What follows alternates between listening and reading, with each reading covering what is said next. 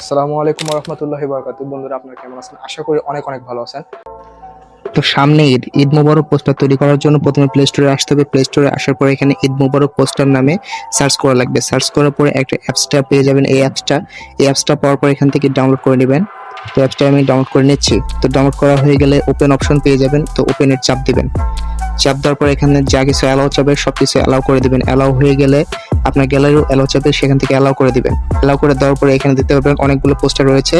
এই যে উপরে দেখতে পাচ্ছেন যে আমি স্ক্রল করছি, এই স্ক্রল করার জায়গাগুলোতে আপনি যে কোনো ধরনের পোস্টার এখান থেকে এডিট করতে পারবেন।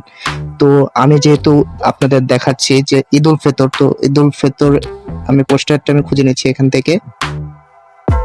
তো আমি পেয়ে গেছি, দেখতে পাচ্ছেন ঈদ উল ফিতর লেখা আছে। তো ঈদ উল ফিতর আমি উপরে চাপ দিলাম।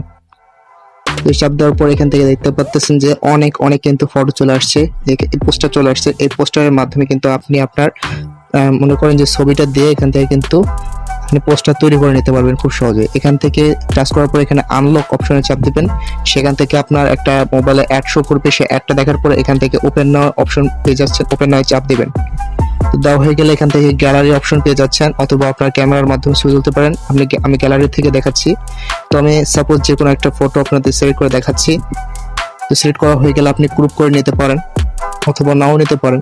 তো এখানে নাও অ্যাডজাস্ট করে নেবেন আপনার। তো করা হয়ে গেলে উপরে সেভ অপশন পাচ্ছেন, সেভ অপশনে দিয়ে আপনার গ্যালারিতে নিতে পারেন। তো ভিডিওটি যদি ভালো লেগে থাকে অবশ্যই ভিডিওটি লাইক করবেন এবং সাবস্ক্রাইব করতে ভুলবেন না।